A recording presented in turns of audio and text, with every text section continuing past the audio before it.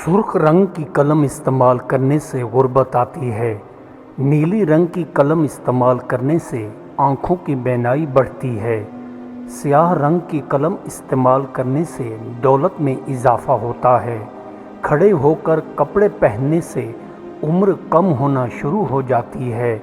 بیٹھ کر کپڑے تبدیل کرنے سے عمر بڑھنا شروع ہو جاتی ہے۔ روٹی کھانے کے بعد پانی پینا موت کو بلانے کے مترادف ہے۔ ایک جگہ پر بیٹھے رہنے سے دل کی نالیاں سکڑنا لگ جاتی ہیں۔ رات کو بال سنوارنے سے انسان میں برائیاں جنم لینا شروع ہو جاتی ہیں۔ بڑے بڑے لقمے کھانے سے رزق کشادہ ہونے سے رک جاتا ہے۔ جلدی جلدی روٹی کھانے سے رزق آنے کی رفتار آہستہ ہو جاتی ہے۔ مور کے پروں کو گھر میں رکھنے سے گھر سے مصیبتیں ٹل جاتی ہیں۔ گھر میں ایک مرغہ ہو تو گھر میں رزق کی کبھی کمی نہیں ہوتی ہے۔ گھر میں 2 مرغے ہوں تو گھر میں رزق گھٹنا شروع ہو جاتا ہے۔ گھر میں سفید مرغہ ہو تو گھر میں آسیب و جنات نہیں آتے ہیں۔ سفید کپڑے پہنے رہنے سے دولت جلد قریب آتی ہے۔ رنگ برنگے کپڑے پہننے سے غربت قریب آتی ہے۔ سر کے بالوں کو بڑھانے سے بدقسمتی کا دروازہ کھل جاتا ہے۔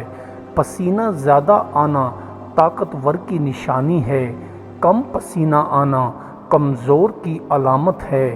چہرے پر دانے ہونا جلد بوڑھے ہونے کی بڑی علامت ہے۔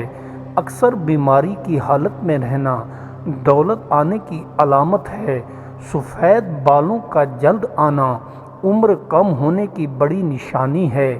زیادہ غصے کا آنا بہت جلد غربت آنے کی علامت ہے۔ جس گھر میں عورت کی آواز بلند ہو اس گھر میں کبھی سکون نہیں آتا ہے۔ جس گھر میں پھلدار درخت ہوتا ہے اس گھر میں برکت رہتی ہے۔ جس گھر میں کوئی درخت نہ ہو اس گھر میں مایوسی چھائی رہتی ہے۔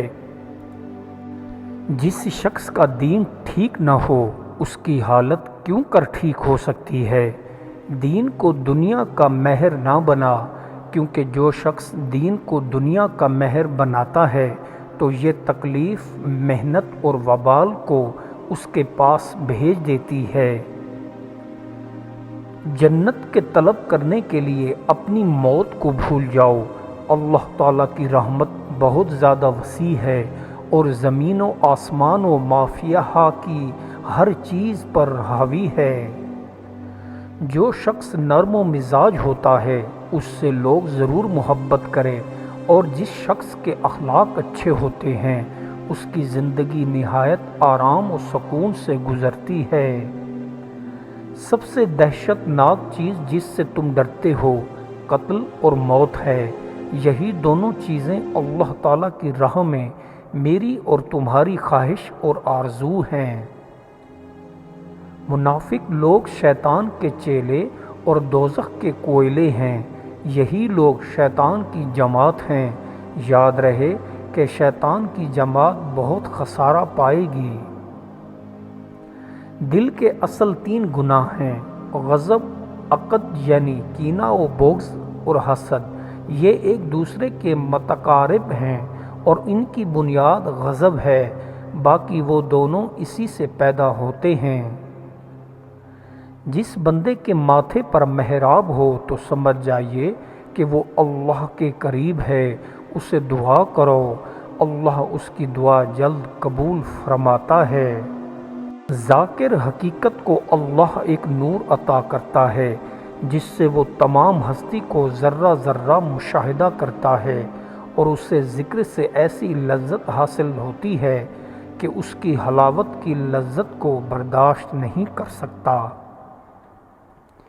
یہ کام اللہ کی طرف سے میرے ذمہ واجب ہے کہ میں تمہیں مفید کاموں کا حکم دوں اور نقصان دہ کاموں سے روکوں۔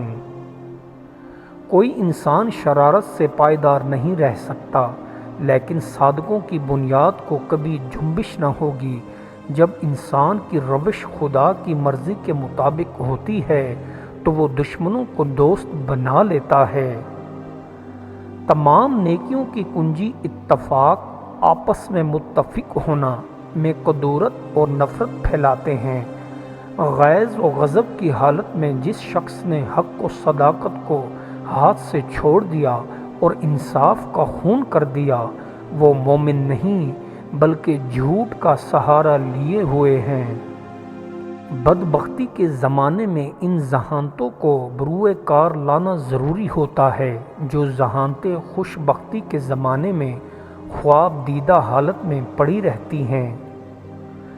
زیادہ کلام کرنے سے بات کہیں کی کہیں جا نکلتی اور کلام کی شاخیں دور تک پھیل جاتی ہیں، وہ مادہ معنی سے خالی ہو جاتی ہے اور کلام اس قدر بڑھ جاتا ہے کہ گویا اس کی کوئی حد اختتام نہیں، اور پھر اس کا سننا کسی کو گوار نہیں ہوتا۔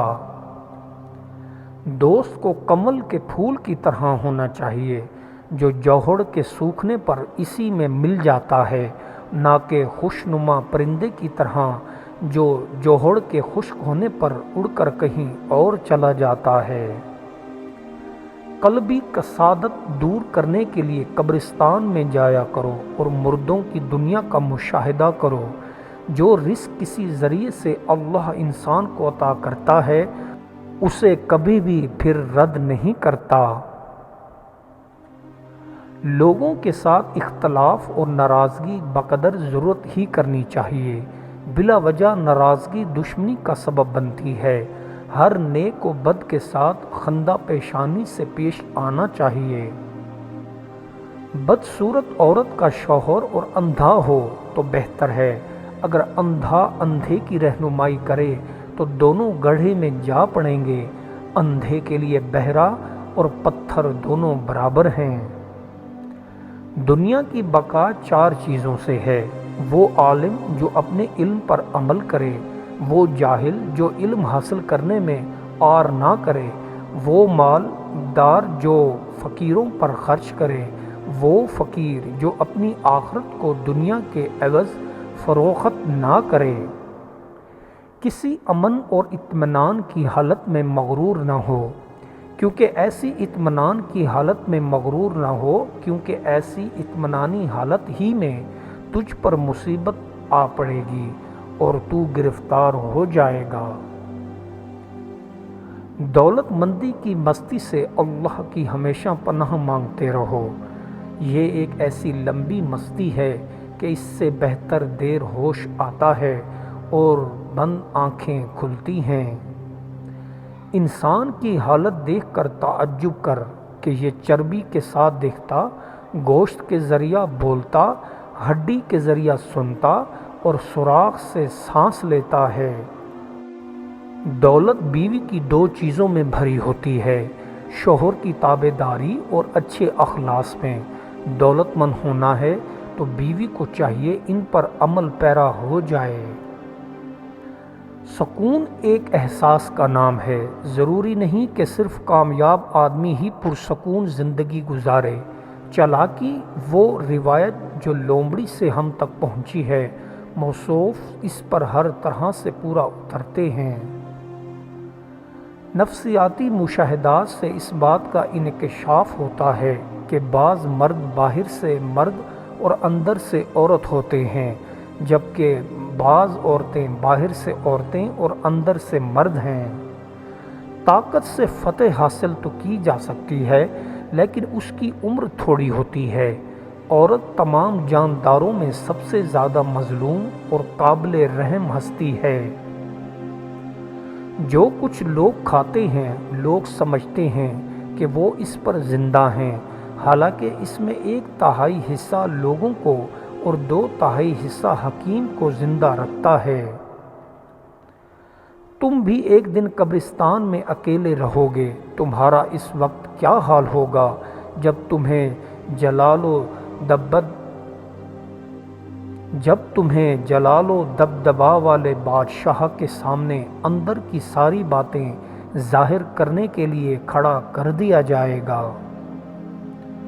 مومن کا کینہ عارضی ہوتا ہے، جب وہ اپنے بھائی سے جدا ہوتا ہے تو اس کے بارے میں اس کے دل میں کچھ بھی نہیں ہوتا، جبکہ کافر کا کینہ اس کی عمر بھر کے لیے ہوتا ہے۔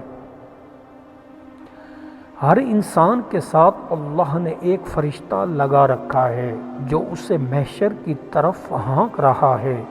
ہر انسان کے ساتھ ایک فرشتہ ہے جو اس کے خلاف اس کے برے اعمال کی گواہی دے رہا ہے۔